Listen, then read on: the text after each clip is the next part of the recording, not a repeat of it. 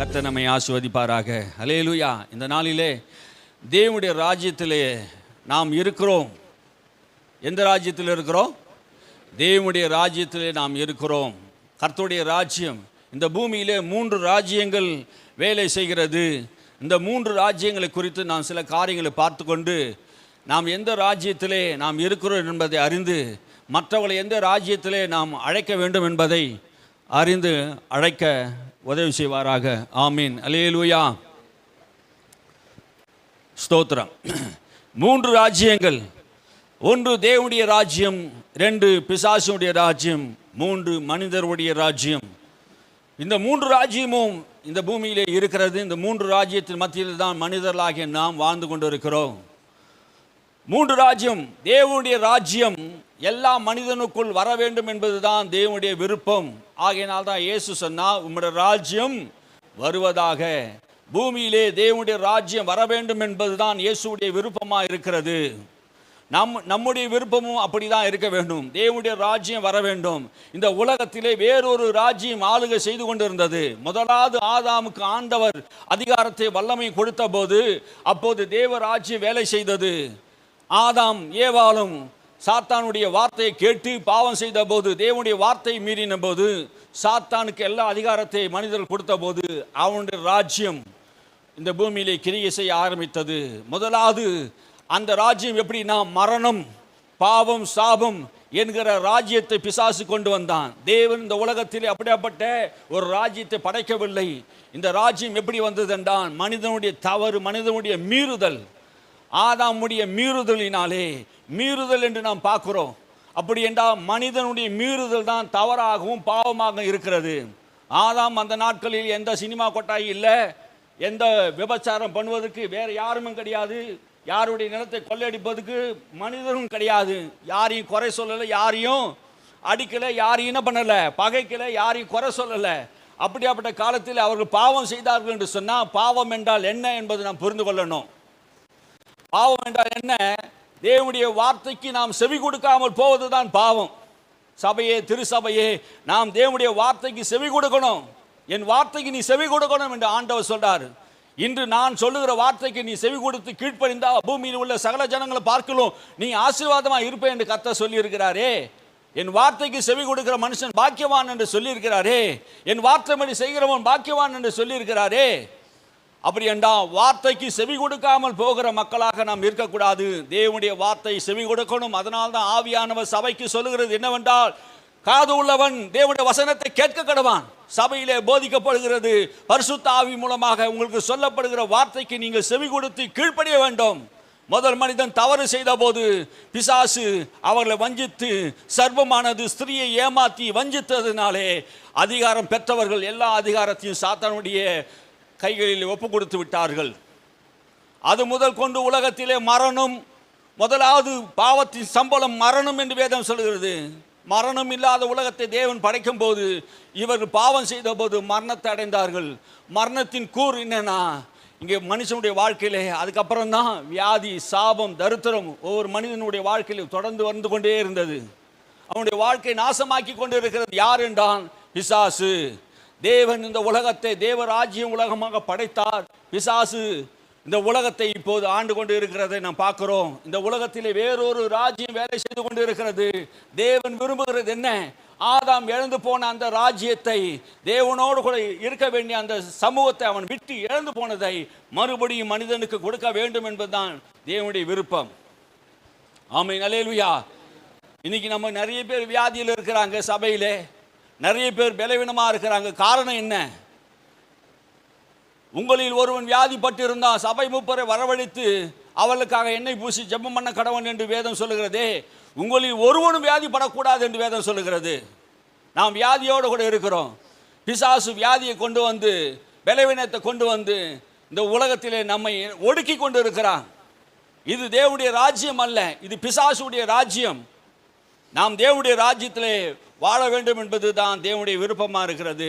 ஆகையினால் தான் இயேசு சொன்னான், உம்முடைய ராஜ்யம் வருவதாக. சீஷர்களுக்கு ஜெபம் கற்றுக் கொடுக்கும் போது, உம்முடைய ராஜ்யம் வருவதாக, பரலோகத்திலே உம்முடைய சித்தம் செய்யப்படுவது போல பூமியிலும் உம்முடைய சித்தம் செய்யப்பட வேண்டும். இந்த பூமி முழுவதும் பரலோகமாய் மாற வேண்டும்.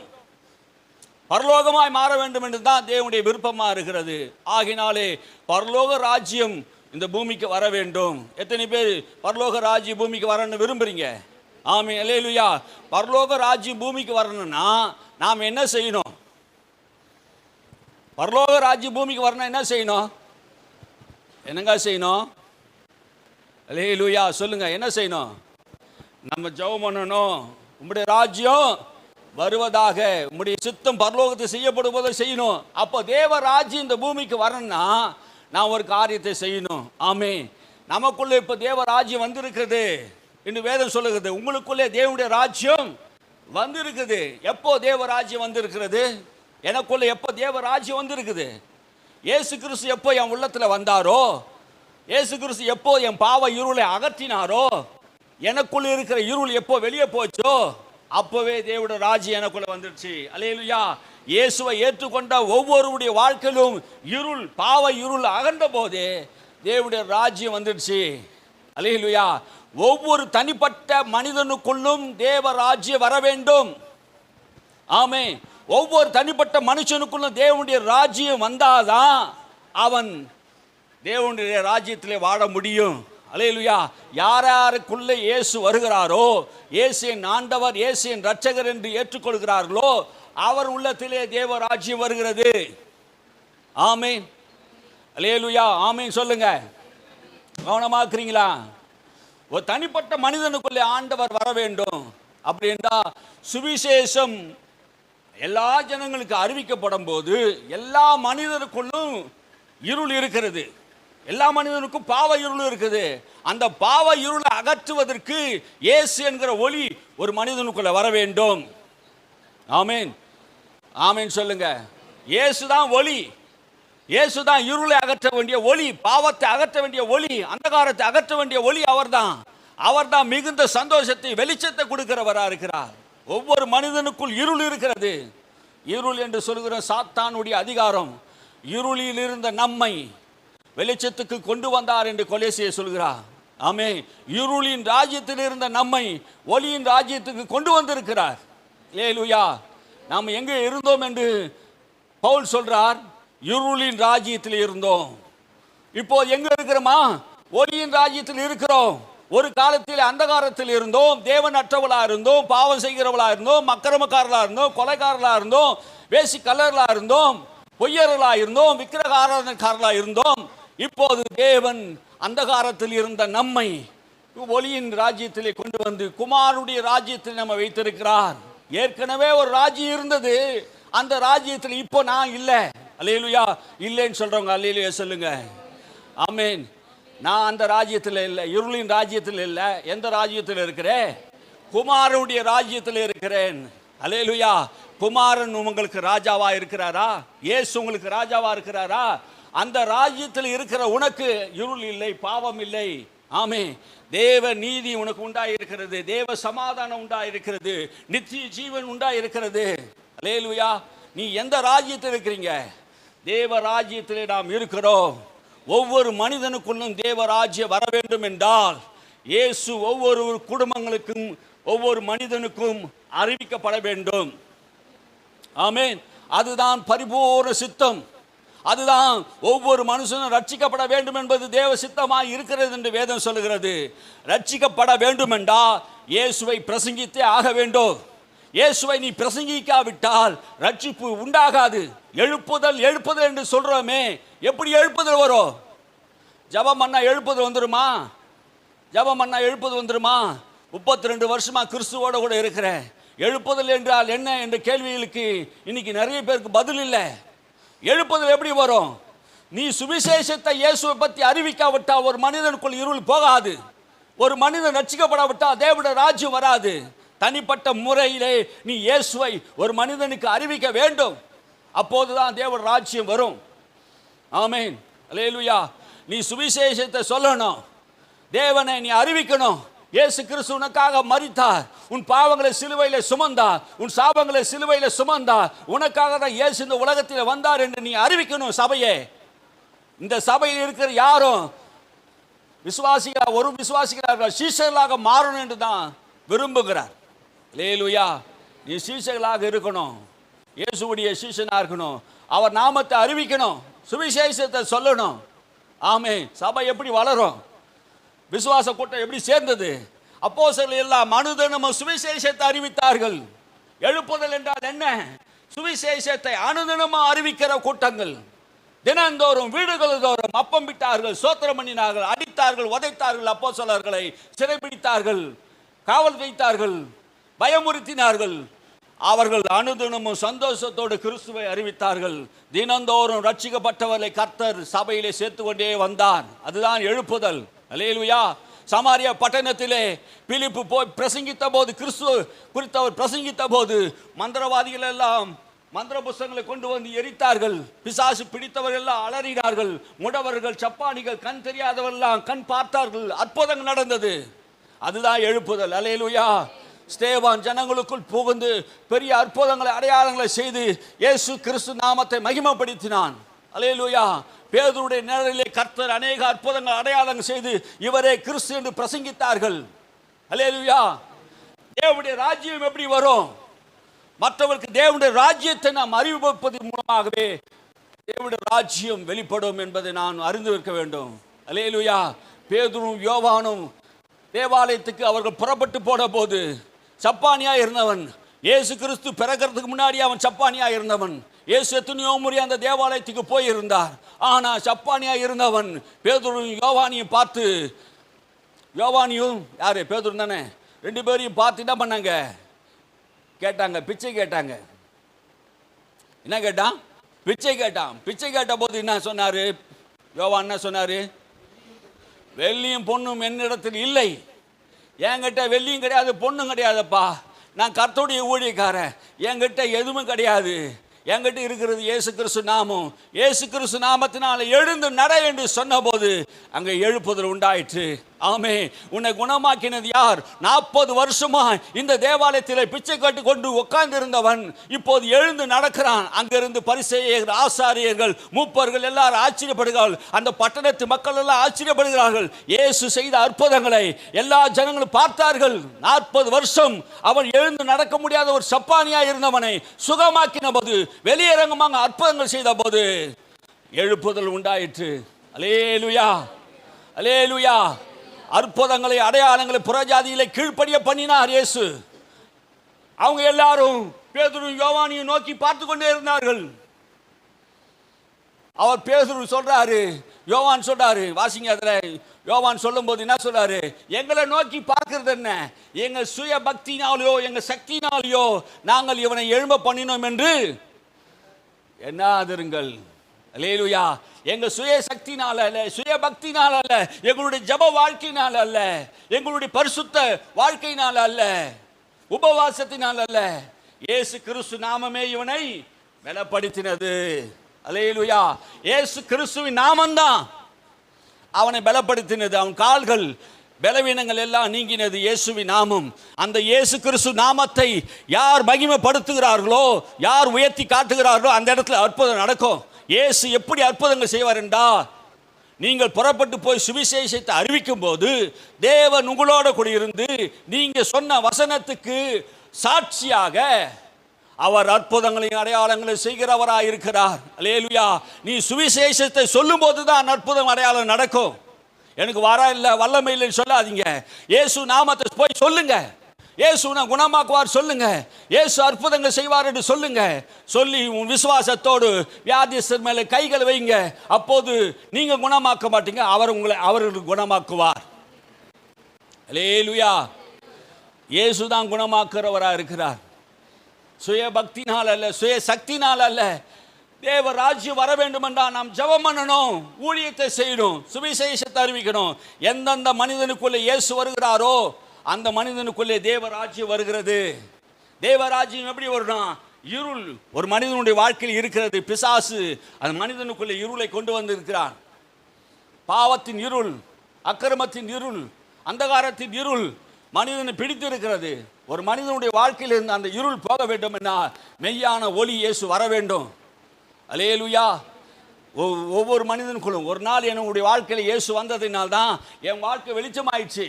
இருளில் இருந்த என்னை ஆண்டவரின் கண்களை திறந்தாரே, அவர் தான் மெய்யான ஜீவனுள்ள தேவன் என்கிற அறிவு எனக்கு தந்தாரே. அந்த நாள் முதற்கொண்டு இந்நாள் வரைக்கும் இயேசுவே என் ஆண்டவர், இயேசுதான் என் ரட்சகர் என்று அவரையே நம்பி இருக்கிறோமே. அல்லேலூயா. கர்த்தரை நம்புகிறோம், ஒரு நாள் வெட்கப்பட மாட்டான். வேதம் சொல்லுகிறதே, இந்நாள் வரைக்கும் நாங்கள் ஒரு நாள் வெட்கப்படலை. காரணம் என்ன?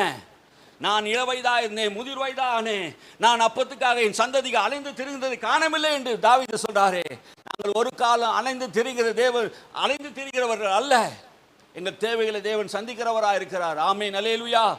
எல்லா காலத்திலும் நாம் தேவனை நம்பணும். அல்லேலூயா. தேவனுடைய ராஜ்யம் நமக்குள்ள வந்திருக்கிறது. பிசாசுடைய ராஜ்யம் இந்த உலகத்தில் கிரியை செய்து கொண்டு இருக்கிறது. பிசாசு என்ன செய்கிறான்? பிசாசு எங்களுக்கு என்ன தெரியும் அப்படி கேட்குறீங்களா? அவன் பயமுறுத்துகிறான், அவன் கொல்லுகிறான், அவன் அழிக்கிறான், நாசமாக்குகிறான், பலவீனப்படுத்துகிறான், பயத்தை கொண்டு வருகிறான், திகிலை கொண்டு வருகிறான், சந்தேகத்தை கொண்டு வருகிறான், அவிசுவாசத்தை கொண்டு வருகிறான்.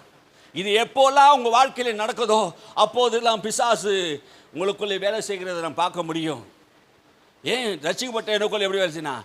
நீங்கள் அப்படியாப்பட்ட எண்ணங்களுக்கு நீங்கள் செவி கொடுத்தால், வேதத்தை சத்தியத்தை நீங்கள் அறியாததினால் தான் பிசாசு பயத்தை கொண்டு வருகிறான், அவிசுவாசத்தை கொண்டு வருகிறான். நீங்கள் விசுவாசத்தோடு தேவன் மேல் இருக்கணும், நம்பிக்கையாக இருக்கணும் ஆண்டவர் மேலே. ஆமென். அல்லேலூயா. மனிதனுடைய ராஜ்யம் இருக்குது. நாம் வாழ்கிறது இப்போ எந்த ராஜ்யத்தில் இருக்கிறோம்? இப்போ எங்கே இருக்கிறோம்? இந்தியா தேசத்தில் பிரதமர் மோடியுடைய ராஜ்யத்துக்கு இப்போ நம்ம இருக்கிற மாதிரி தெரியுது. ஆனால் நாம் இந்த ராஜ்யத்தில் இருந்தாலும் நாம் இந்த ராஜ்யத்துக்கு உரியவர்கள் அல்ல. நாம் இந்திய பிரதிநிதி தான். இந்தியாவில் நம்மளுக்கு ரேஷன் கார்டு இருக்குது, ஆதார் கார்டு இருக்குது, இபி பில் இருக்குது, எல்லாம் நம்மளுக்கு ஒரு நம்பரே வச்சிருக்கிறாங்க. ஆனாலும் நாம் இந்த உலகத்துக்குரியவர் அல்ல, நாம் தேவ ராஜ்யத்துக்குரியவர்களாக இருக்கிறோம். எப்போது இயேசு ஏற்றுக்கொண்டோமோ, எப்போது பரிசுத்த ஆவியை நமக்கு முத்திரை போட்டாரோ, எப்போது அவர் அப்பா என்று பிதாவை என்று சொல்ல ஆரம்பிச்சோமோ, அப்போது தேவனுடைய ராஜ்யம் நமக்குள்ளே வந்துடுச்சு. உனக்குள்ள வந்த அந்த தேவ ராஜ்யம் உலகம் முழுவதும் ஒவ்வொருக்குள்ள வந்துட்டா அதுதான் பரலோக ராஜ்யம். அல்லேலூயா. புரிஞ்சுச்சா? நமக்குள்ள இப்போ ரட்சிப்பு உண்டாயிடுச்சு, நமக்குள்ள தேவனுடைய ராஜ்யம் வந்துடுச்சுன்னா இந்த சுவிசேஷத்தை எல்லா ஜனங்களுக்கு அறிவிச்சு எல்லாருக்குள்ளும் இயேசு வந்துட்டா எல்லாரும் என்ன பண்ணுவாங்க? இன்னைக்கு ஞாயிற்றுக்கிழமை வேற எங்கன்னா போவாங்களா? ஆமென். அல்லேலூயா. எல்லாரும் எங்கே இருப்பாங்க? எங்கே இருப்பாங்கம்மா? சபையிலே இருப்பாங்க.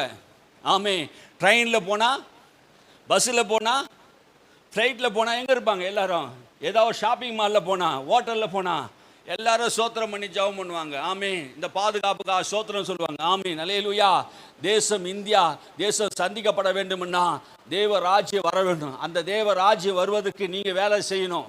இந்தியா முழுவதும் இருக்கிற ஊழியர்கள், விசுவாசிகள் வேலை செய்யணும். இன்னைக்கு விசுவாசியாக இருக்கிறான், அவன் சீசனா இல்லை, சுவிசேஷத்தை அறிவிக்கல, இயேசு பற்றி சொல்றதுக்கு தெரியல.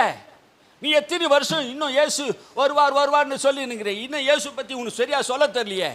சிலுவையில் அறையப்பட்ட இயேசு கிறிஸ்துவ அல்லாமல் வேறு ஒரு ரட்சிப்பு இல்லையே, அந்த ரட்சிப்பை சொல்வதற்கு ஆள் இல்லையே. ஊழியம் நடக்குது, 2000 வருஷமா ஊழியம் நடக்குது இந்தியாவில். 2000 வருஷமா சுவிசேஷத்தை சொல்றாங்க. ஆனா இங்க ஒரு மாற்றமும் இல்லை. காரணம் என்ன? அறிவிக்க வேண்டிய பிரகாரம் இயேசுவை சுவிசேஷமா அறிவிக்கல. அதனால்தான் இவ்வளவு தாமதம். இயேசு கிறிஸ்து வருவதற்கு தாமதத்துக்கு காரணம் என்ன? சபைதான் காரணம். எல்லாரும் ரட்சிக்கப்பட வேண்டும் என்று அவர் தாமதிக்கிறார். இயேசு வருகை ஏன் தாமதிக்குது என்றால் எல்லாருடைய ரட்சிப்பு இன்னும் தாமதித்துக் கொண்டிருக்கிறது. எல்லாருக்கும் இன்னைக்கு சுவிசேஷம் போல. ஆனா வேதம் சொல்லுகிறது, கிறிஸ்து வருவதற்கு முன்பாக இந்த பூமியிலே எல்லா ஜனங்களிலும் உலகம் முழுவதும் இந்த சுவிசேஷம் அறிவிக்கப்படும். ஆமென். அல்லேலூயா. இயேசு எப்போது இந்த உலகம் முடிவடையும், உம்முடைய வருகை எப்போது இயேசுவிட்ட கேட்ட போது இயேசு சொன்னார், இந்த உலகத்தை முடிவடைவதற்கும் என்னுடைய ராஜ்யம் வருவதற்கு ஒரு அடையாளத்தை உங்களுக்கு சொல்லுகிறேன். அந்த அடையாளம் என்னன்னா, உலகம் முழுவதும் இந்த சுவிசேஷம் அறிவிக்கப்படும், அப்போது அந்த ராஜ்யம் வரும் என்று சொன்னார். அல்லேலூயா. உலகம் முழுவதும் இன்னைக்கு உலகம் முழுவதும் சுவிசேஷம் அறிவிக்கப்பட போகிறது. ஆவியானவர் அதற்கு தயாராக இருக்கிறார். சபை நீங்க தயாரா இருக்கணும். மாமே, சபை மக்கள் தயாரா இருக்கணும். ஆண்டவரே, நான் சுவிசேஷத்தை சொல்வதற்கு எனக்கு ஆண்டவரை கிருபை தாங்க, இயேசுவை பற்றி சொல்வதற்கு கிருபை தாருங்க என்று நீங்க ஜெபம் பண்ணணும். சுவிசேஷத்தை சொல்லணும், உன் நண்பருக்கு சொல்லணும், பக்கம் வீட்டுக்காருக்கு சொல்லணும். அல்லேலூயா. இன்னைக்கு நிறைய பேர் சுவிசேஷத்தை சொல்லாததுனால தான் இன்னைக்கு ரட்சிப்பு இல்லை. ஆமே, இந்த சபை நிச்சயமா வளர்ந்து பெருகும். ஆயிரக்கணக்கான மக்கள் வருவாங்க. ஆமென், அல்லேலூயா.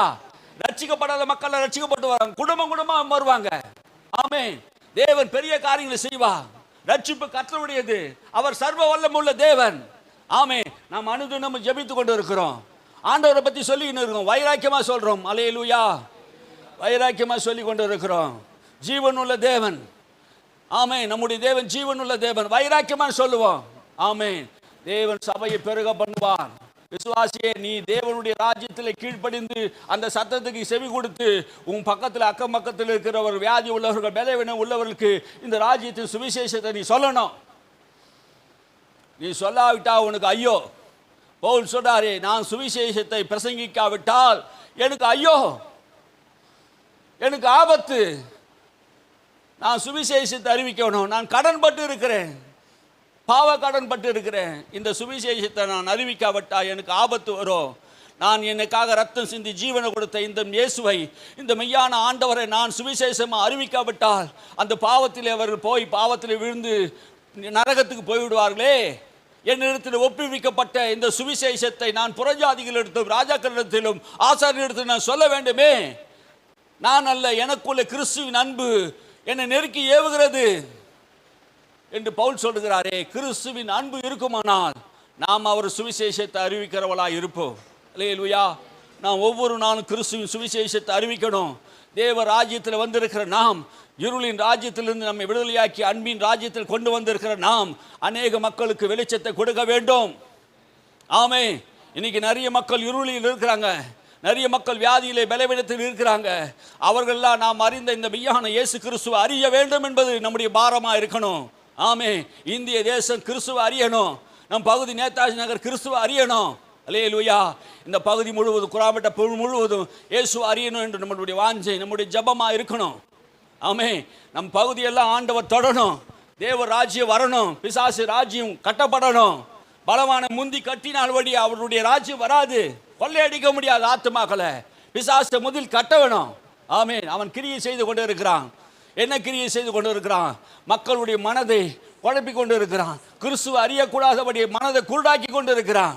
இயேசு அறியக்கூடாதபடி மனதை இருளாக்கி கொண்டு இருக்கிறான்.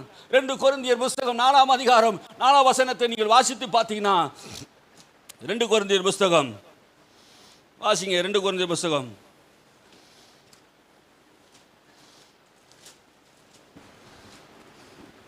4:4 நினைக்கிறேன். எடுத்தவங்க வாசிங்க.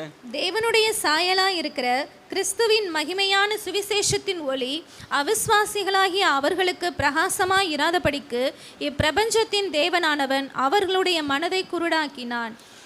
தேவனுடைய சுவிசேஷத்தின் ஒளி, தேவனுடைய சாயலா இருக்கிற கிறிஸ்துவின் மகிமையான சுவிசேஷத்தின் ஒளி தேவ சாயலா இருக்கிறதா. இந்த சுவிசேஷம் எப்படி இருக்கிறதா? தேவ சாயலா இருக்கிற. தேவ சாயலா இயேசு கிறிஸ்துவுடைய சாயல் தான் சுவிசேஷம்.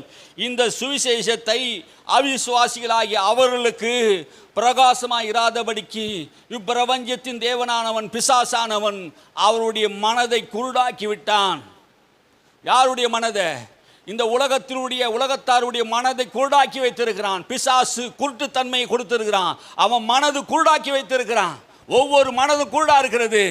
குருடனுக்கு எந்த காரியத்தை சொன்னாலும் புரியாது. முதலாவது அவன் கண் திறக்கப்படணும். ஆமென், அல்லேலூயா. குருட்டு கண்கள் திறக்கப்படணும்.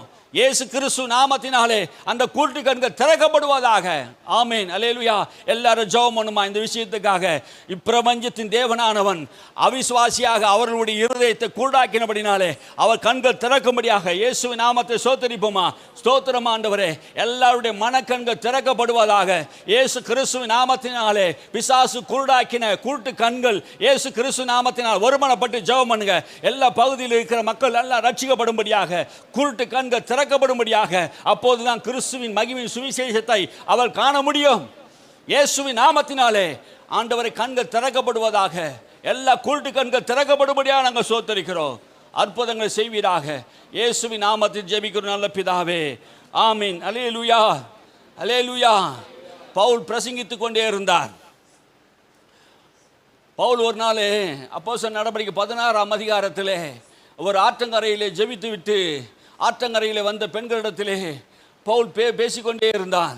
அப்போது ரத்தாம்பரம் விற்கிறவள், தேவனை வணங்கக்கூடியவளமாகிய லீதியாள் என்பவள் ஒருவள் அங்கே இருந்தாள். அவள் பவுல் பேசுவதை கேட்கும்படி கர்த்தருடைய ஆவியானவருடைய இருதயத்தை திறந்தார். அல்லேலூயா. இருதயத்தை திறந்தானா. லீதியாளுடைய இருதயத்தை திறந்தாள். லீதியாளுடைய இருதயத்தை திறந்த போது அவளும் அவன் வீட்டார் அனைவரும் ரட்சிக்கப்பட்டு ஞானஸ்நானம் பெற்றார்கள். ஆமென். அல்லேலூயா. பவுல் பேசுவதை கர்த்தரே என்ன பண்ணாரு? அவள் இருதயத்தை திறக்கிறார். நாம் அநேகருடைய இருதயங்களை திறக்கக்கூடியவர்களாக இருக்கணும். ஆமென். அல்லேலூயா. இருதயம் திறக்கப்படணும். நாம் எத்தனை வல்லமையா பிரசங்கித்தாலும் கர்த்தர் இருதயத்தை திறக்கணும். அல்லேலூயா. சொல்லுவோமா? கர்த்தர் எல்லா இருதயத்தை திறப்பாராக. சொல்லுவோம். இயேசுவின் நாமத்தினாலே சத்தத்தை கேட்கிற எல்லாருடைய இருதயம் திறக்கப்படுவதாக. இந்த சுவிசேஷம் எங்கெல்லாம் போகிறதோ அங்கெல்லாம் இருதயங்கள் திறக்கப்படுவதாக. கர்த்தர் லீதியாளுடைய இருதயத்தை திறந்தது போல எல்லாருடைய இருதயம் திறக்கப்படுவதாக, ரட்சிப்பு உண்டாவதாக என்று இயேசுவின் நாமத்தில் ஜெபிக்கிறோம். ஆமீன், ஆமீன். அல்லேலூயா, அல்லேலூயா. அப்போஸ்தலனாகிய பவுலுக்கு ஆண்டவர் அழைத்த போது, அவனை அழைத்த போது 26ஆம் அதிகாரத்தை நீங்கள் எடுத்துக்கொள்ளுங்க. 26ஆம் அதிகாரத்தை, அப்போஸ்தலர் நடவடிக்கை 26ஆம் அதிகாரத்தை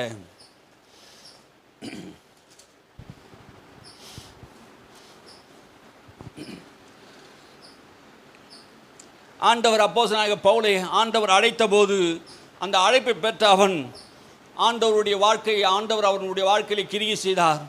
ஆண்டவர் எதற்காக அனுப்பினார் என்பது அவன் சாட்சியாக சொல்லுகிறான். 17ஆம் வசனத்திலிருந்து நாம் வாசிக்கும் போது, உன் சுய ஜனத்தாரிடத்திலும் அந்நிய ஜனத்தாரிடத்திலும் உன்னை விடுதலையாக்கி அவர்கள் என்னை பற்றும் விசுவாசத்தினாலே, அவர்கள் உன் அந்நிய தேசத்திலிருந்து சுய தேசத்திலிருந்து உன்னை விடுதலையாக்கி அவர்கள் என்னை பற்றும் விசுவாசத்திலும் பாவ மன்னிப்பையும் விசுவாசத்திலும் பாவ மன்னிப்பிலும் பரிசுத்தமாக்கப்பட்டவர்களுக்குரிய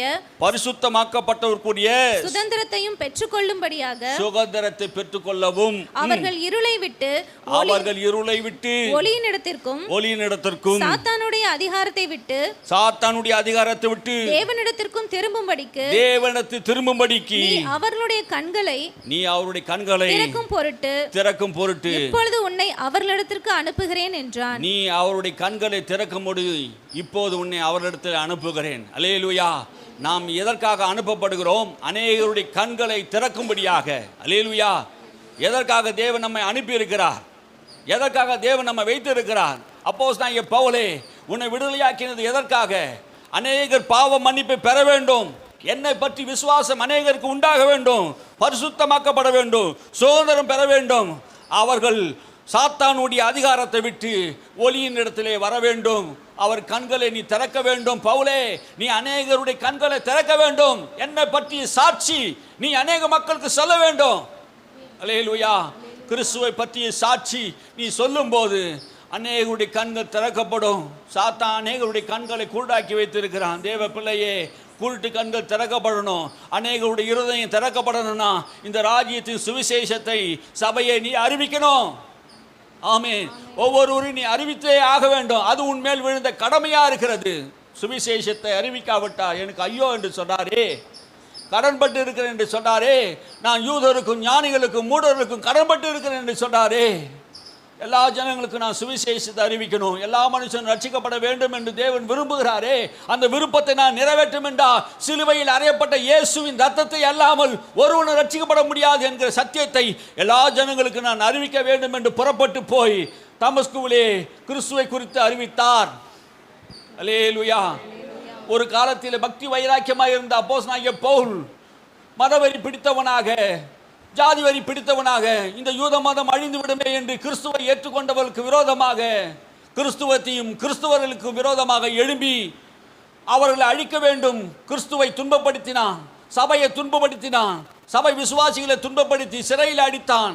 அடித்தது மாத்திரமல்ல, தமஸ்குவில் இருக்கிற கிறிஸ்துவர்களையும் ஒடுக்க வேண்டும் என்று பிரதான ஆசாரியரிடத்திலே ஒப்பந்தம் பண்ணி முத்திரையிட்டப்பட்ட தாளை வாங்கி கொண்டு அரசுவாரோடு புறப்பட்டு போகிறான் தமஸ்கு வழியாக. அப்போது கர்த்தராகிய இயேசு கிறிஸ்து அவனை தரிசனமானார். அல்லேலூயா. அவனுக்கு ஆண்டவர் தரிசனமான போது, முள்ளின் மேல் உதைப்பது உனக்கு கடினம் பவுலே, நீ என் மேல் உதைப்பது உனக்கு கடினம் என்று சொன்ன போது அவன் மனம் திரும்புகிறான். இயேசு அவனை சந்திக்கிறார். அவன் வாழ்க்கை இயேசுவிற்கு ஒப்பு கொடுக்கிறான். இதுவரைக்கும் மதவெறி பிடித்தவனாக, யூத மதம் அழிந்துவிடக்கூடாது என்பதற்காக அவன் பக்தி வைராக்கியம் உள்ளவனாக இருந்தான். அதனாலே ஸ்தேவானை கொல்வதற்கு இவன் முதல் காரணமாக இருந்தான். சபையை நொறுக்க காரணமாக இருந்தவன் இவன் தான். இவ்வளவு பக்தி வைராக்கியமாக இருந்தவன் இயேசுவை சந்தித்த போது அவன் கண்கள் குருடாக்கப்பட்டது. அனனியா என்கிறவன் வந்து அவனுக்காக ஜெபம் பண்ணி அவன் கண்களை திறந்த போது அவன் இயேசுவை அறிந்தான். தாமதம் இல்லாமல் இயேசு கிறிஸ்துவை அவன் அறிவித்தான் என்று வேதம் சொல்லுகிறது. தாமதம் இல்லாமல் இயேசு கிறிஸ்துவை தேவகுமார் என்று அறிவித்தான். அல்லேலூயா. பவுல் என்ன பண்ணாரா? தாமதம் இல்லாமல் இயேசுவை கிறிஸ்து என்று அறிவித்தான். இயேசுதான் கிறிஸ்து, இயேசுதான் இரட்சகர் என்று அறிவித்தார். அப்போது அங்கே இருந்த யூதர்கள், யூத மத தலைவர்கள், கமாலியின் பாலில் படித்தவர் இவர் யார் என்றால் கமாலியன் பெரிய PhD படித்த பெரிய மேதாவி தான் கமாலியன். அவருடைய பாதத்தில் உட்கார்ந்து படித்தவன், 8ஆம் நாளில் விருத்து சேதனம் பெற்றவன், நியாயப்பிரமாணத்தின்படி குற்றம் சாட்டப்படாதவன், பெஞ்சமின் கோத்திரத்தான், இஸ்ரவேலன் நியாயப்பிரமாணத்தின்படி குற்றம் சாட்டப்படாதவன். இப்படியாப்பட்ட அதிகாரம் பெற்ற இவன் இயேசு கிறிஸ்துவே கடவுள் என்று ஆண்டவர் என்று சொன்னபோது அங்கிருந்த யூதர்கள் எல்லாரும் பவுலை பார்த்து, நீ படித்தவனா இருந்து, ஞானம் உள்ளவனா இருந்து, அறிவாளியா இருந்து, மனவைராக்கியம் உள்ளவனா இருந்து, யூத பாரம்பரியத்தை கடைபிடித்தவனா இருந்த நீ இப்போது சிலுவையில் அறையப்பட்ட நிர்வாண கோலமா தொங்கின குற்றவாளிகள் மத்தியிலே ஒரு குற்றவாளியா தொங்கின, சிலுவையில் அறையப்பட்ட ரத்தம் சிந்தி தொங்கின அந்த இயேசுவை கடவுள் என்று சொல்லுகிறாயே, உனக்கு வெட்கமா இல்லையா பவுலை என்று பவுலை பார்த்து கேள்வி கேட்டார்கள். சிலுவையில் அறையப்பட்ட இயேசு கிறிஸ்துவை அல்லாமல் வேறொன்றையும் நான் அறிவிக்க மாட்டேன் என்று சொல்றார். அல்லேலூயா. எதிர்த்தவர், பகைத்தவர் இப்போது சொல்றார், அவமானப்படுத்துகிறாங்க பவுலை. எங்கு போனாலும் அவமானப்படுத்துறாங்க. நீ ஒரு யூதனாடா, மோசே நியாயப்பிரமாணம் இல்லையா, நமக்கு தீர்க்கதரிசன ஆகமம் இல்லையா, நசரனாகிய இந்த இயேசு கிறிஸ்து என்கிற ஒரு மனிதனை கடவுள் என்று சொல்றையே, உனக்கு வெட்கமா இல்லை? உனக்கு கேவலமா இல்லையா? நீ படித்தவன் என்று சொல்றியே, மேதாவி என்று சொல்றியே, நான் உன்னை அப்படிதான் நினைச்சோம். ஆனா நீ சாதாரண ஒரு மனுஷனா இருக்கிறடா. இயேசு கிறிஸ்துவை நீ கடவுள் என்று சொல்லுகிற என்று உனக்கு வெட்கமா இல்லையான்னு கேட்டபோது, நான் வெட்கப்பட மாட்டேன், இந்த சுவிசேஷத்தை அறிவிக்க நான் வெட்கப்பட மாட்டேன். ஏன் தெரியுமா? இயேசு கிறிஸ்து தான் ரத்தம் சிந்தினார். அல்லேலூயா. ரத்தம் சிந்துதல் இல்லாமல் பாவ மன்னிப்பு இல்லை என்று வேதம் சொல்லுகிறதே. ரத்தம் சிந்துதல் இல்லாமல் பாவ மன்னிப்பு இல்லை. மாட்டுடைய ரத்தமோ ஆட்டுடைய ரத்தமோ அல்ல, ஜீவ பலியாக இயேசு கிறிஸ்து ரத்தம் தான் சகல பாவத்தை கழுவி நம்மை சுத்திகரிக்கிற ரத்தமா இருக்கிறது என்பதை வேதம் சொல்லுகிறது. அல்லேலூயா. இந்த ரத்தம் எனக்காக சிந்தப்பட்டது என்பதை பவுல் உணர்ந்தான். இவர் தான் மேசியா, வரப்போகிற மேசியா என்று சொன்னார் கடவுள். அவர் தான் இவர். அல்லேலூயா. இவருக்காக நான் வாழ்வேன், இவருக்காக நான் ஜீவிப்பேன் என்று சொல்லி இயேசு கிறிஸ்துவுக்காக இவர் வாழ்ந்தார். அல்லேலூயா. அந்த காலத்திலே யூதம் மதத்தில் வைராக்கியமாக இருந்த பவுல் கிறிஸ்துவே இயேசு என்று தாமதம் இல்லாமல் கிறிஸ்துவை பிரசங்கித்தார். ஆமேன். இதற்காகவே அவன் பிடிக்கப்பட்டானோ அதை காரியத்தை அவன் செய்தான். அவன் போன இடங்களெல்லாம் சந்தோஷமாக செய்ய முடியல. அநேக நேரத்தில் அவர் அடிகள் மேலாரினால் அடித்தார்கள், கட்டினார்கள். வேதம் சொல்லுகிறது, நான் கிறிஸ்துக்காக என் ஜீவனை கொடுக்க நான் தயாராகிவிட்டேன்னு சொல்றார். அல்லேலூயா. ஒரு காலத்தை எதிர்த்தவர், பகைத்தவர். ஆனா இப்போது இயேசுக்காக என் வாழ்க்கையை நான் ஒப்பு கொடுத்துட்டேன். என் ஜீவனை நான் பார்க்கல. பசியோ தாகமோ நிர்வாணமோ என் வாழ்க்கையில வந்தது. எல்லாரும் என்னை ஏமாத்திட்டாங்க, நான் நம்பினவர்கள் என்னை ஏமாத்திட்டாங்க, என்னை கப்பல் சேதத்திலே விட்டுட்டாங்க, என்னை மிலாரினால் அடித்தாங்க, சாட்டினால் அடித்தாங்க, கல்லெறிந்து ஒரு தரம் கொண்டுட்டாங்க. இவ்வளவு பாடுகள் கிறிஸ்துவுக்காக பட்ட போது அவன் மறுதளிக்கிற. அல்லேலூயா. கிறிஸ்துவுக்காக உபத்திரவும் படவும் சாகவும் தயாரான பவுலை போல நாம் எழுத வேண்டும். அல்லேலூயா. கிறிஸ்துவுக்காக சுவிசேஷத்தை அறிவிக்கும் போது, ஆண்டவர் வரும்போது, நேற்று நைட்டில் நாங்கள் வேதத்தை வாசிக்கும் போது ஆண்டவர் சொன்னா, மனுஷனுக்கு முன்பாக என்னை மறுதளிக்கிறவன் பிதாவுக்கு முன்பாக நான் மறுதளிப்பேன். மனுஷருக்கு முன்பாக என்னை அறிக்கை பண்ணுகிறவனை பரலோக தூதருக்கு முன்பாக பிதாவுக்கு முன்பாக நான் அறிக்கை பண்ணுவேன் என்று கர்த்தர் சொன்னார். அல்லேலூயா. நாம் எல்லாரும் கர்த்தரை அறிவிக்க வேண்டியவர்களா இருக்கணும். ஆமே. சுவிசேஷம் அறிவிப்பது நம்முடைய கடமையா இருக்கிறது. நாம் சுவிசேஷத்தை சொல்லாவிட்டால் எனக்கு ஐயோ என்று சொன்னார். இயேசு வரும்போது இந்த உலகத்துக்கு தேவனுடைய ராஜ்யத்தை கொண்டு வந்தார். யூதர்கள் நம்பினார்கள். இயேசு பிறக்கும் போது யூதருக்கு ராஜாவாக பிறந்திருக்கிறவர் எங்கே என்று சாஸ்திரிகள் கேட்டபோது யோரோது ராஜா கலக்கமடைந்தான். அவர் யூதருக்கு ராஜாவாக எங்கே பிறந்திருக்கிறார் என்று அவர்களாம் நம்பினார்கள். தீர்க்க தரிசனத்தை நம்பினவர்கள் யூதர்கள். இயேசு ராஜாவாக வந்தா நமக்கு ஒரு விடுதலை தருவார் என்று யூத மதத்தில் இருக்கிற இஸ்ரவேல் குடும்பத்தார் எல்லாரும் நம்பினார்கள். அவர் வரும்போது எப்படி வருவார்? அவர் அற்புதங்களை அடையாளங்களை ஏராளமான மக்களுக்கு செய்த போது திரளான மக்கள் பெருங்கூட்டங்கள் உலகமே இயேசுக்கு பின்னாடி போயிட்டு இருந்து அன்னைக்கு இருந்த ஆசாரியர்கள் எல்லாம் பயந்தார்கள். இயேசு ஒரு ராஜ்யத்தை உண்டாக்கி விடுவார், அந்த ராஜ்யத்திலே இயேசு ராஜாவா வந்துடுவார் என்று யூதர்களாம் நம்பினார்கள். அப்போஸ்தலர்கள் அதுதான் நம்பினார்கள். இயேசு ராஜாவா வருவார், அவர் ராஜாவா வந்து சிம்மாசனத்தில் உட்காருவார். பார்த்தா அவர் 33 வயசிலேயே சிலுவையில் அறையப்பட்டு கொல்லப்பட்டு விட்டார். 3ஆம் நாள் உயிரோடு கூட எழுந்துட்டார். இது அவங்களுக்கு ஒன்றுமே புரியல. இவர் ராஜாவா வருவார் என்று நம்பினோமே, இவர் தான் இஸ்ரவேலை ஆளுகை செய்வார் என்று நம்பினோமே, இவருடைய ராஜ்யம் முடிவில்லாது என்று சொன்னாரே, இப்போது சிலுவையில் அறையப்பட்டு இன்னைக்கு மரித்து விட்டாரே. என்னமோ அவங்களுக்கு ஒரு கேள்வி வந்துடுச்சு யூதருக்கு. இவர் ராஜா என்று நம்பினதுமே எல்லா நம்பிக்கையும் அவமா போயிடுச்சு. அப்போஸ்தலனாகிய பவுல் சொல்றது கவனிங்க. கொலோசியர் புஸ்தகத்தில் 2ஆம் அதிகாரத்தில் 14-15 வாசிங்க. 14-15 வாசிங்க. நமக்கு எதிரடையாகவும் கட்டளைகளால் நமக்கு விரோதமாகவும் இருந்த கையெழுத்தை குலைத்து அதை நடுவில் இராதபடிக்கு எடுத்து சிலுவையின் மேல் ஆணி அடித்து துரைத்தனங்களையும் அதிகாரங்களையும் உரிந்து கொண்டு வெளியரங்கமான கோலமாகி அவைகளின் மேல் சிலுவையிலே வெற்றி சிறந்தார். அப்போஸ்தலன் பவுல் சொல்றாரு, எல்லாரும் நினைச்சிட்டாங்க இயேசு சிலுவையிலே தொங்கி ரத்தம் சிந்தின போது, ஜீவனை விட்ட போது அவ்வளோதான் இயேசு கதை முடிஞ்சிச்சு அப்படின்னு நினச்சிட்டாங்க. ஆனால் இயேசு சிலுவையிலே வெற்றி சிறந்தார் என்று பவுல் சொல்றார். அல்லேலூயா, அல்லேலூயா. புரியுதா சொல்றது? இயேசு எங்க வெற்றி சிறந்தாராம்? இவர் யூதருடைய ராஜாவா வந்து ரோமர் ஆட்சி காலத்திலே ரோமர்களை எல்லாம் வென்று ஜெயித்து ராஜாவா உட்காருவார் என்று நினைனாங்க. ஆனா இவரோ சிலுவையில் அறையப்பட்டு சிலுவையிலே வெற்றி சிறந்தார். அல்லேலூயா. இவர்கள் மாம்சத்தோடு யுத்தம் பண்ண வரவில்லை.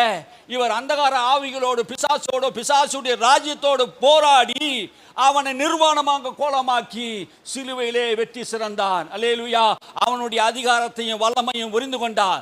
அவர் எதற்காக வந்தார்? பிசாசுடைய ராஜ்யத்தை அடிக்கும்படி, பிசாசை தோற்கடிக்கும்படி, பாவத்தில் கட்டியிருக்கிற மனிதர்கள் விடுதலையாக்கும்படி இயேசு சிலுவையிலே வெற்றி சிறந்தார். அல்லேலூயா. பவுல் என்ன சொல்லுகிறார் பாருங்க, சிலுவையில் அறையப்பட்ட இயேசுதான் வெற்றி வேந்தன். ஆமென். அவரையே அல்லாமல் வேறொன்றை குறித்து உங்களுக்கு நான் அறிவிக்க தீர்மானிக்கிறது இல்லை. நான் சாதுரிய ஞானத்தினால பேசுகிறவனாக வரவில்லை. கிறிஸ்துவை உங்களுக்கு சிலுவையில் அறையப்பட்ட இயேசுவாக நான் உங்களுக்கு பிரசங்கிக்கிறேன். வேதம் சொல்லுகிறது, அவர் சிலுவையில் அறையப்பட்டால் தான், ரத்தம் சிந்தினால் தான் பாவ மன்னிப்பு மீட்பு உண்டாகும். ஆமென். ஆகையினால் தான் இந்த இயேசு குறித்து அவர்கள் என்ன பண்ணாங்க?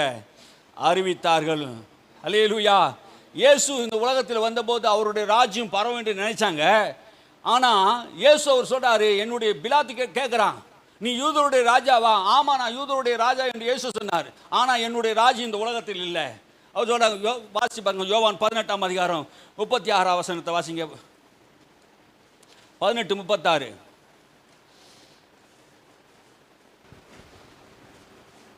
இயேசு பிரதியுத்தரமாக, என் ராஜ்யம் இவ்வுலகத்திற்குரியதல்ல. என் ராஜ்யம் இவ்வுலகத்துக்குரியதானால் நான் யூதரிடத்தில் ஒப்புக்கொடுக்கப்படாதபடிக்கு என் ஊழியக்காரர் போராடி இருப்பார்களே. இப்படி இருக்க என் ராஜ்யம் இவ்விடத்திற்குரியதல்ல என்றார். இயேசு சொல்றார், என் ராஜ்யம் உலகத்துக்குரியதல்ல. ஆமென். இந்த உலகத்துக்குரியதல்ல. பிலாத்து கேட்கும்போது சொல்றா, என்னுடைய ராஜ்யம் இந்த உலகத்தில் இல்லை. அப்படி என்னுடைய ராஜ்யம் இந்த உலகத்தில் இருந்தானா என்னுடைய ஊழியக்காரெல்லாம் உங்ககிட்ட ஒப்படைக்கும் போது வந்து சண்டை போட்டு இருப்பார்களே, யுத்தம் பண்ணியிருப்பார்களே. யுத்தம் பண்ணல. ஆமே, நான் வந்த நோக்கம் வேற, என்னை பிதா அனுப்பின நோக்கம் வேற. ஆமே, அல்லேலூயா. நான் சிலுவையில் மறிக்க வேண்டும் என்று மோசே சொன்னபடியாக, ஆதியாகமம் சொன்னபடியாக நமக்கு ஒரு இரட்சகர் பிறப்பார், நமக்கு ஒரு பாலகன் கொடுக்கப்படுவார், கர்த்தத்துவம் அவர் தோளி மேல் இருக்கும், அவர் கன்னி வயிற்றிலே பிறப்பார், 33 வயதிலே சிலுவையிலே நமக்காக மரிப்பார், பிரஜாபதி வருவார், கர்மத்தை தீர்ப்பார், நம் பாவங்கள் எல்லாம் போக்குற மகாபெரிய பிரஜாபதி இயேசு கிறிஸ்து வருவார் என்று சொல்லியிருக்கிறாரே. ரத்தம் சிந்துதல் இல்லாமல் பாவ மன்னிப்பு இல்லை என்று சொல்லுகிறதே, அவர் தான் இந்த ரத்தத்தை சிந்தினார் என்பதை இந்த பவுல் அப்போஸ்தலன் சொல்லுகிறார். அல்லேலூயா. இவர் இந்த ராஜ்யத்துக்குரியவர் அல்லவா? என்னுடைய ராஜ்யம் இந்த உலகத்தில் இல்லை, அவருடைய ராஜ்யம் இனிமேல் வரப்போகுது. அல்லேலூயா. இப்போ நமக்குள்ள இருக்குது அந்த ராஜ்யம். இந்த ராஜ்யத்தை பெற்ற நாம் எல்லாருமே பரலோக ராஜ்யத்துக்கு போக போகிறோம். அல்லேலூயா. தேவ ராஜ்யத்தில் இருக்கிறோம். தேவ ராஜ்யம்னா தேவன் யார், அவருடைய ஆட்சி எப்படி இருக்குதுன்னு நம்ம கற்றுக்கொள்ளுகிறோம். இப்போ பரலோக ராஜ்யத்துக்கு போக போகிறோம். பரலோகத்தில் தான் அவருடைய ராஜ்யம் இருக்குது, அந்த ராஜ்யத்துக்கு போக போகிறோம். அல்லேலூயா. எல்லாரும் ரட்சிக்கப்பட்ட அந்த ராஜ்யம் பூமிக்கு வந்துடும். ஆமென். அல்லேலூயா. நாம் அங்கே போக போகிறோமா, அவர் இங்கே வர போகிறாரா? அல்லேலூயா. அது நம்முடைய வேலையாக இருக்குது. ஆமென். சுவிசேஷத்தை அறிவிக்க வேண்டியது நம்முடைய கடமையாக இருக்கிறது. அறிவிக்க வேண்டிய பிரகாரம் சுவிசேஷத்தை நாம் அறிவிக்கல. என்ன பண்ணல? சுவிசேஷத்தை அறிவிக்க வேண்டிய பிரகாரம் கிறிஸ்துவை நாம் என்ன பண்ணல? அறிவிக்கலையா? அறுவடை மிகுதி, ஆட்களோ கொஞ்சம். ஆட்கள் கொஞ்சம். அன்றைக்கி இருந்தது அப்போஸ்தலர்கள் 12 பேர் தான். ஆகினால இயேசு அன்றைக்கி சொன்னார், எப்பா நான் ஒரு நாள் முடியலை, நான் மாம்சத்தில் வந்துட்டேன், என்னால் ஒரு ஆள் முடியல, அறுவடைக்கு எஜமானன் வேண்டிக் கொள்ள. திரளான மக்கள் இயேசுவை சூழ்ந்து வருகிறதுனாலே மேய்ப்பன் இல்லாத ஆடுகளைப் போல அவர்கள் தோய்ந்து போனதை பார்த்து அவர் மேல் மனதுருகி, நீங்கள் எல்லாம் ஜெபம் பண்ணுங்க, ஆட்கள் நிறைய இருக்கிறாங்க, வேலையாட்கள் நிறைய வேணும், ஜெபம் பண்ணுங்க, அறுவடை மிகுதி. இந்தியாவிலே 140 கோடிக்கு மேலே இந்திய தேசத்தில் ஜனங்கள் பெருகிட்டாங்க. இன்றைக்கி நிறைய மக்கள் இருக்கிறாங்க. அவங்களுக்கு எல்லாம் சுவிசேஷத்தை அறிவிக்கிற ஆட்களை நாம் அனுப்ப வேண்டும். அல்லேலூயா. அறுவடை மிகுதி, ஆட்களோ கொஞ்சம். அப்போஸ்தலனாகிய பவுல் சொல்கிறாரு, நான் கிறிஸ்துவை நான் அறிவிக்க வேண்டும், கிறிஸ்துவின் சுவிசேஷத்தை நான் பிரசங்கித்தே ஆக வேண்டும். இயேசுவை எங்கெல்லாம் அவர் பிரசங்கித்தாரோ எல்லாருடைய வாழ்க்கையிலும் வாழ்வு உண்டானது. சுவிசேஷம்தான் எல்லா மக்களுடைய வாழ்க்கையை மாற்றினது. சுவிசேஷம் எந்த பட்டணத்திலாம் புறப்பட்டதோ, எந்த நகரத்துக்கு புறப்பட்டதோ, எந்த நகரத்திலாம் அந்த சுவிசேஷம் அறிவிக்கப்பட்டதோ, எந்த சமுதாயத்திலாம் சுவிசேஷம் அறிவிக்கப்பட்டதோ, அங்கெல்லாம் ஜனங்கள் மந்த மந்தியாக கூட்டம் கூட்டமாக ரட்சிக்கப்பட்டார்கள், விடுதலை பெற்றார்கள். அல்லேலூயா. ஜனங்கள் சுவிசேஷத்தினாலே மனமாற்றம் அடைந்தார்கள். பட்டணத்தில் இருக்கிற எல்லாரும் குடிகாரர்கள் எல்லாம் மனம் திரும்பினார்கள்.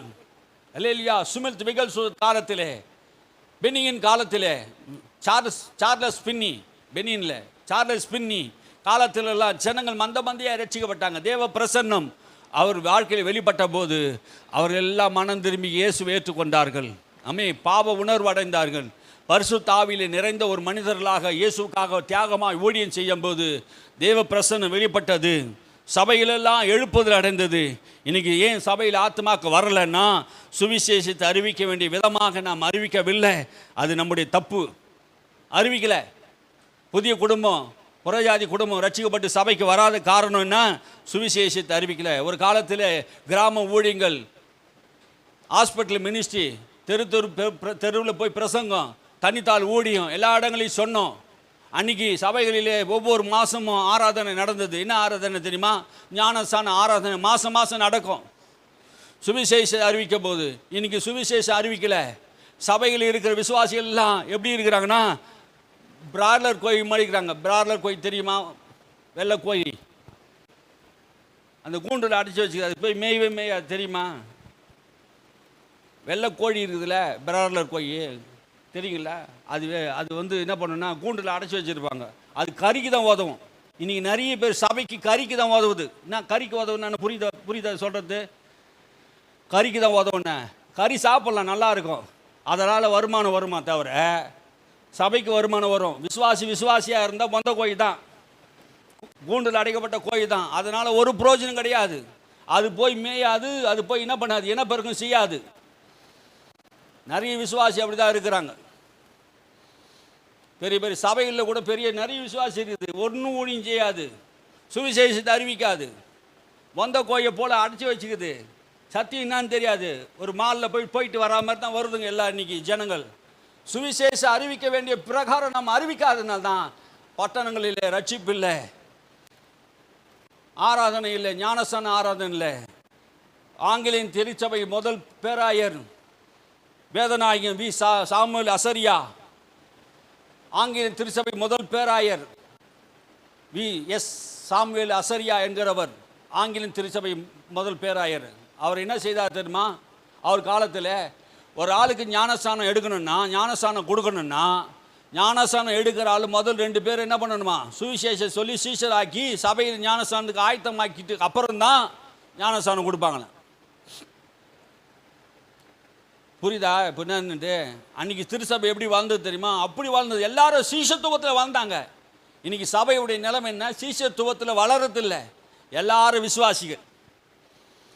வேதம் என்ன சொல்றது? எல்லாரும் விசுவாசிகள் ஆக்கும்படியாக கர்த்தர் சொன்னாரா? எல்லாரையும் சீஷலாக்க சொன்னாரா?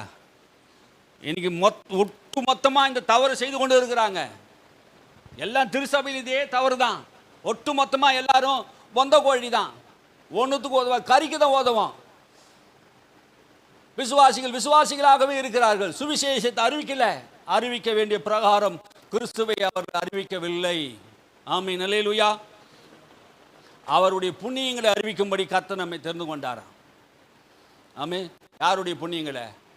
கிறிஸ்துவுடைய புண்ணியங்களை நான் அறிவிக்க வேண்டும் என்பதுதான் கர்த்தர் நம்மை தெரிந்து கொண்டார். அவர் சுவிசேஷத்தை நான் அறிவிக்க வேண்டும். ராஜ்யத்தின் சுவிசேஷத்தை நான் அறிவிக்கப்பட்டால் நமக்கு ஐயோ என்று தான் வேதம் சொல்லுகிறது.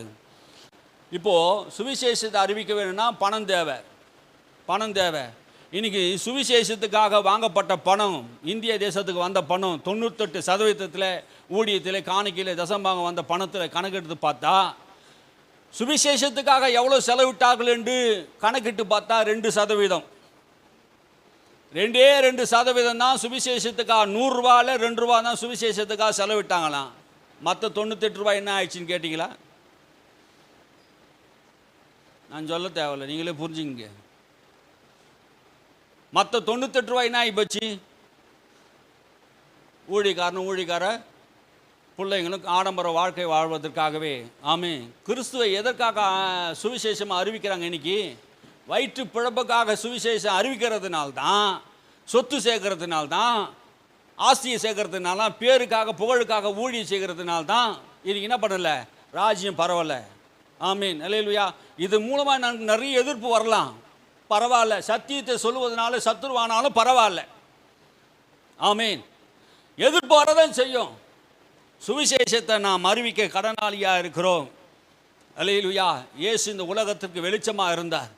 உன்னையும் என்னையும் ஆண்டவர் வெளிச்சமாக மாற்றிருக்கிறார், உப்பாக மாற்றிருக்கிறார். இந்த உலகத்துக்கு நாம் தான் உப்பு. உப்புடைய தன்மை என்ன தெரியுமா? உப்புடைய தன்மைமா கெட்டு போகிற அனைத்தையும் பாதுகாக்கிறது.